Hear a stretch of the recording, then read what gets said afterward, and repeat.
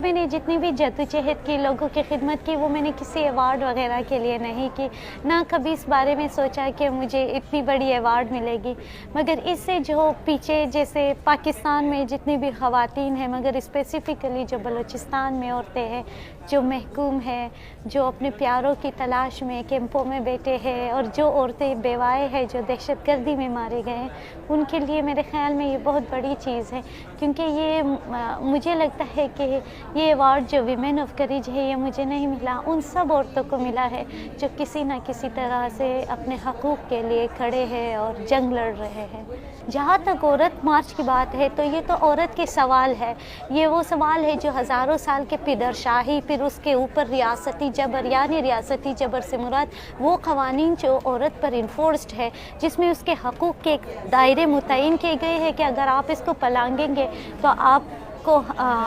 इसके कॉन्सिक्वेंसेस देखने पड़ेंगे। तो इस सूरत में जो है वो तो एक बहुत बड़ा थ्रेट है, क्योंकि पाकिस्तान की आधी आबादी जो है वो औरत पर मुश्तमिल है। और अगर उनको पता चले कि अगर वो उनको अपने राइट्स का पता चले या वो अपना राइट्स मांगना शुरू कर दे, तो फिर ऑफ कोर्स फिर इस्तेहसाल की बुनियादें नहीं बचेंगी। मुझे लगता है कि हमारा जो पाकिस्तान का मिडिल क्लास है, उसको, उसके जो तज्ज़ियाकार है, उसके जो दानिश्वर है, उन सबको अपने रवैये तब्दील करने होंगे, और उसमें ख़ासकर औरत के सवाल को सरेनो देखना होगा। 2018 में जब हंगर स्ट्राइक किया, उसके बाद एक मुनज़्ज़म तरीक़े से मेरे ख़िलाफ़ सोशल मीडिया पर बहुत किरदार कशी की गई, और मैं उन लोगों को भी जानती हूँ कि जिन लोगों ने इन मुनज़्ज़म तरीक़ों से वो चलाया, पर क्योंकि हमारे जो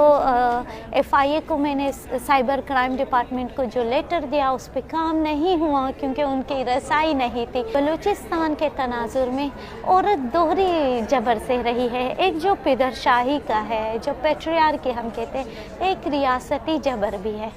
तो वो दोनों में फंस गई है और उनको रास्ता नहीं नज़र आ रहा।